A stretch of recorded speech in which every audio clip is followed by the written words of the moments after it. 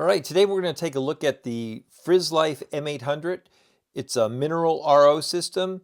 The beauty of this one is it's tankless and electricity free. So you get reverse osmosis filter. It turns your tap water into clean, mineral rich drinking water right at home.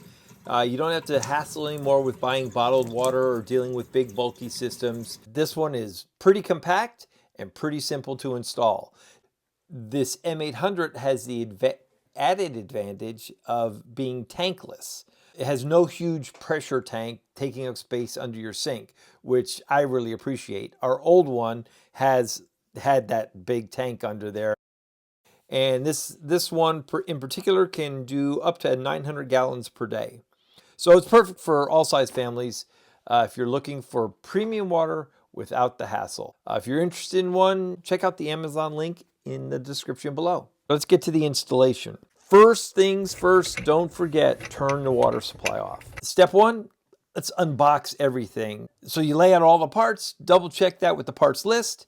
Make sure you've got your system housing. That's the thing the filters go attached to. You should have 3 big filters, a PPC, an RO, and a CMZ filter.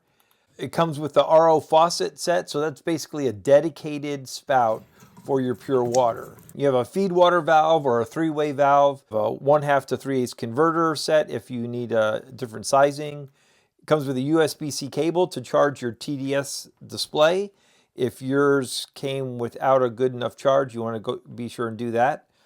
It has a drain saddle, white tubing and red tubing. Both of those are 1/4 inch. The red is for the waistline, plumber tape. It comes with a wrench. It's basically a belt wrench for the filters so you can do filter changes down the road. 1/4 to 1/4 inch quick water fittings. Your locking clips, those are your blue locking clips. You got a few extra of those.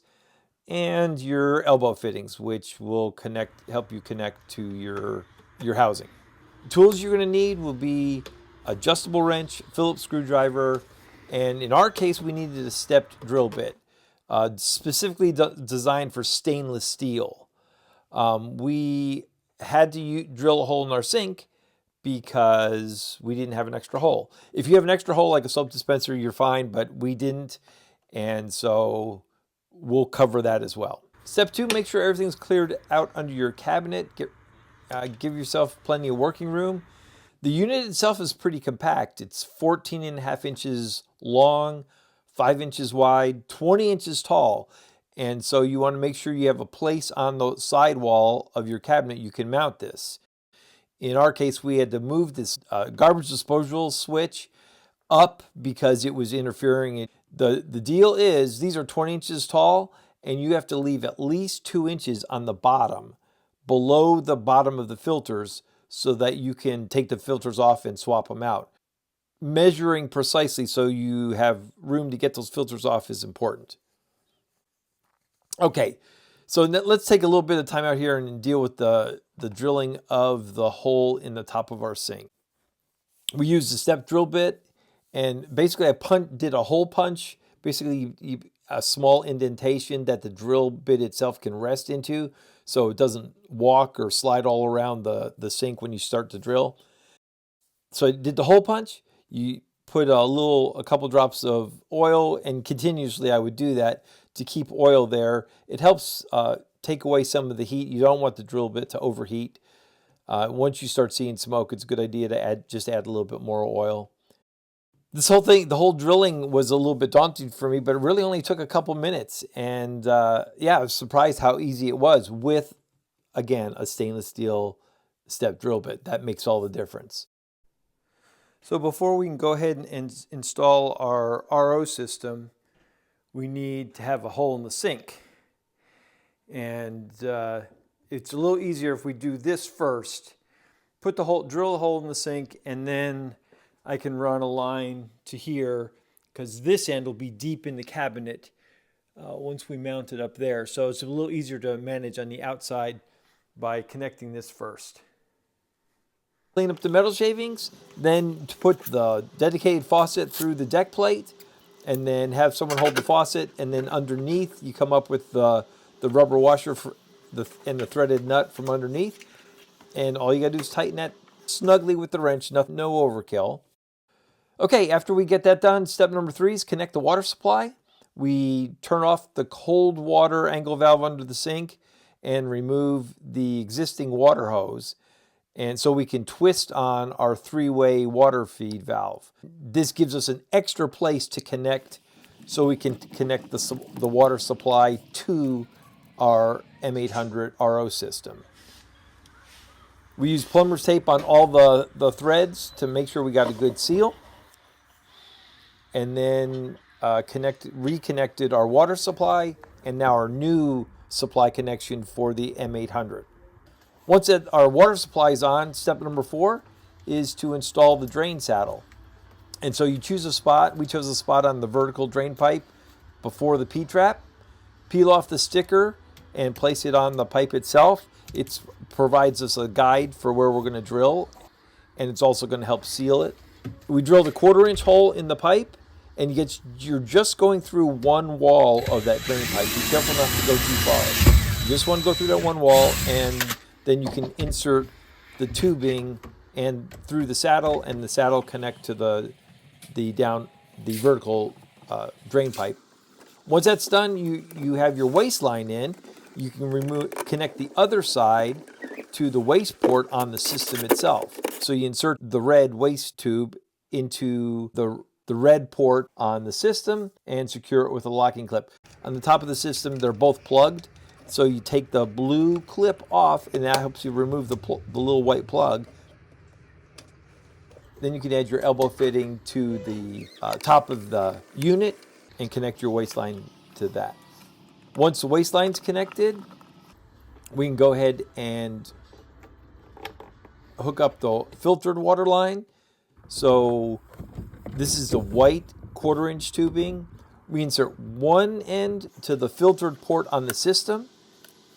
Again, remove the plug first, and then add the elbow fitting and connect the white line to the system itself. The other end of the white line goes to the faucet, the dedicated new pure water faucet.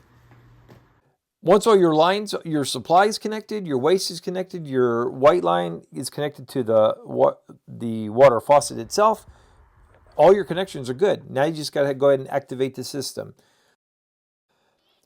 When you press the button for 4 seconds, it'll give you a reading for you.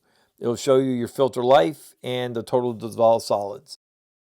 Now all that's left to do is turn on the water supply and test for leaks, and we found a leak.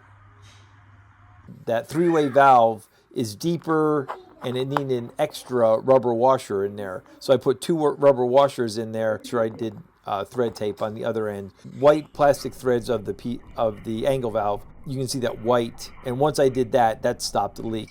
You got no more leaking. This system needs to run for 20 minutes. So you turn on the faucet, go set a timer, and come back in 20 minutes. Once I got all the tubing and connections installed, I did this kind of at the base of the cabinet, and then I went ahead and hung the unit inside the cabinet, because this way it provided more room to work, because above the top of our unit there was just not a lot of space. To mount the unit itself, they give you a template that when you put it inside your cabinet, it gives you the places where the screw holes are going to go, so that everything lines up perfectly between the screws that you install on the side of your cabinet and the unit itself. So to prep for final installation, go ahead and place that template where you want the unit, make sure all your measurements are right, and then go ahead and add your screws. When we started running water through the system, the display said over 150 TDS, and that's total dissolved solids. And then as it was running through, measuring the impurities, and after everything was all flushed, we had settled down to about 39 TDS. And that left us with crystal clear water. Over time, if that TDS number creeps up, that's a sign to change the filters. But the PPC and the CMZ filters last about 12 months, and the RO filter lasts 24 months. Installation complete. This tankless design saves a ton of space than the old school systems with bulky tanks. and you get just great pure water.